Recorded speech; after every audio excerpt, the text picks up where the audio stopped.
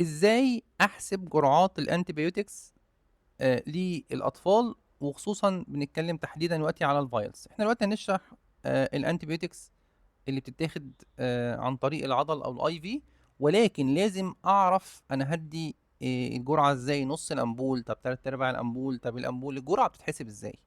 تعالوا ندي مثال بسيط جدا. انت عندك سيفتريكزيون وليكن مثلا الجرعه بتاعته من 50 ل 100 مللي جرام بر كي جي بر دي. واحده واحده. انا عندي طفل مثلا وزنه 10 كيلو. المعادله عندي ان انا بضرب وزن الطفل في الجرعه اللي احنا مثلا قلنا 50 مللي جرام بر كي جي، دي مثلا دي الجرعه مقصود بيها الجرعه، على تحت خالص تركيز الفايل. يعني مثلا انا هشتغل بسيفتراكزيون مثلا 1 جرام اللي هو 1000، فبالتالي انا عندي طفل وزنه 10 كيلو، فبالتالي هضرب وزن الطفل، يبقى الوزن في الجرعة على تركيز الأنبول. الوزن في الجرعة على تركيز الأنبول أو الفايل. تمام.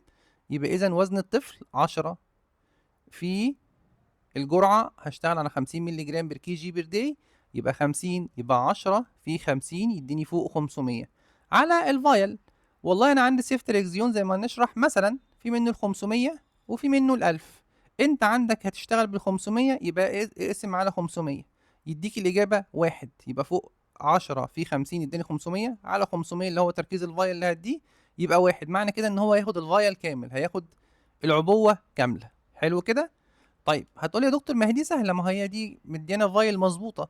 هقول لك تعالى نشوف طفل وزنه 15 كيلو مثلا في نفس مثلا الماده الفعاله اللي هي سيفتراكزيون.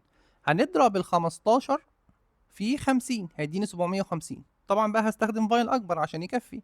هقسم تحت هشتغل بسيفتراكزيون اللي هو ال 1000 اللي هو 1 جرام. يبقى فوق 15 في 50 يديني 750 على اللي هو ال 1000، الاجابه 3 ارباع.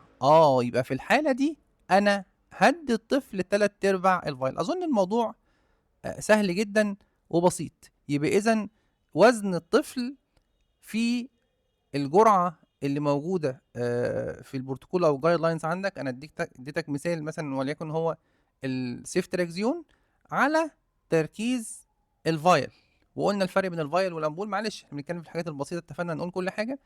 الفايل اللي هو بيكون ليه كاوتشه من فوق وهو مقفول دوت، والامبول اللي هو بيتكسر اللي هو بيكون الازاز اللي هو العادي دوت. تمام. فبالتالي في الحالات اللي زي ديت وزن الطفل في الجرعه على تركيز الامبول، الناتج هو عدد الامبولات اللي هتديها، سواء نص الامبول او الامبول كامل او تلات ارباع الامبول وخلافه. النقطة التانية عشان محدش يتلخبط، ارجوك ارجوك ارجوك شوف الجرعة اللي انت اشتغلت عليها دي جرعة اليوم. تمام. كله بتتاخد مرة واحدة زي السيفتريكزيون. انا قلت لك 50 مللي جرام بر كي جي بر داي، فاذا الجرعة اللي انا اديتها لك دي بتاعة ال 24 ساعة اللي هتتاخد مرة واحدة فقط. هتقول يا دكتور طب ايه المشكلة كده؟ هقول لك لو انت اشتغلت مثلا على حاجة زي السيفوتاكسيم اللي هو مثلا وليكن اسمه التجاري سيفوتاكس او كلارفورين او الحاجات دي كلها، ده بيتاخد كل 12 ساعة. هتقول لي طب وبعدين؟ هقول لك الرقم اللي هيطلع لك دوت لو انت اشتغلت بجرعة اليوم ده هتقسمه على مرتين. مثال، نفترض انا نفس الطفل اللي هو 10 كيلو ده انا هديله سيفوتاكسيم مثلا، اللي هو السيفوتاكس مثلا اسمه التجاري. واتفقنا ان احنا نشرح باسم علمه التجاري، احنا مش بنتكلم على مكان معين او بلد معين. فالسيفوتاكسيم ده هشتغل على جرعه مثلا 150 مللي جرام بر كي جي بر دي، وان شاء الله لما نيجي شرح هنقول جرعه كل حاجه. هشتغل على جرعه 150. نفس الطفل اللي هو وزنه 10 كيلو، فانا دلوقتي هضرب ال 150 في ال 10، يديني قد ايه يا دكتور؟ يديلي 1.5 جرام. 1.5 جرام. طب هي دي يا دكتور الجرعة اللي هتطلع لي ال1.5 جرام دي بتاعة اليوم كله؟ أيوة بتاعة اليوم كله. طب السيفوتاكسيم ده بيتاخد مرة ولا مرتين في اليوم؟ بيتاخد زي ما هنشوف في معظم حالات البراكتس واكوردنج لكل حالة. بعد كده في حالات محجوزة تاخد 6 و8 ساعات، بس مش هنخش في النقطة دي. بيتاخد ان براكتس كل 12 ساعة في كتير من الحالات. يبقى اذا بعد ما احسب المعادلة بتاعتي، معنى كده ان الجرعة دي بتاعت اليوم كله؟ ايوه. طب معناها كده ايه؟ اليوم كله هدي اللي هو 1.5 جرام. ولكن انا هشتغل كل 12 ساعة. يبقى اذا بعد اذنك الرقم اللي يطلع لك اقسمه على الاتنين. يعني الطفل اللي وزنه 10 كيلو هضرب في 150 يديني 1.5 جرام. هل الطفل ده هياخد جرام ونص دلوقتي؟ لا يا دكتور، ده هو ده كل 12 ساعة.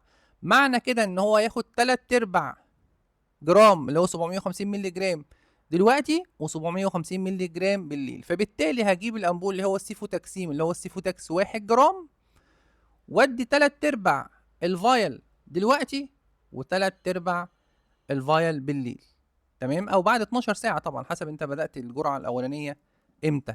فاذا انتبه، المعادلة اللي احنا ذكرناها دي هل هي بتاعت اليوم كله؟ فالرقم اللي هيطلع لك هتديه خلاص دلوقتي وتعيده بعد 24 ساعة، ولا هل هي كل 12 ساعة مثلا؟ فالرقم اللي يطلع لك هتقسمه على مرتين. طب يا دكتور معلش، لو انا هشتغل بيه مثلا في العناية او هشتغل بيه في حالة محجوزة كل 8 ساعات، هقول لك نفس الكلام. احسب المعادلة والرقم اللي يطلع لك اقسمه على التلاتة. يا دكتور كل 6 ساعات اقسمه على 4. فبالتالي مهم جدا وانت بتذاكر، وهنركز جدا في الشرح لما نشرح ان شاء الله الانتيبيوتكس بعد قليل، انك تميز. ساعات بعض المراجع يقول لك بيردي وبعضها يقول لك بيردوز، فانتبه. لو المعادله بيردوز هو ريحك، الرقم اللي هيطلع لك ده بتاعت الجرعه حاليا. ومعظم طبعا المراجع بتشتغل بيردي، ولكن بعض الكتب وبعض الحاجات الشروحات بيكون دكتور بيشرح او حد بيشرح ساعات بيبقى عاوز يسهلك الموضوع يقول لك بيردوز، فانت انتبه بيردي ولا بيردوز.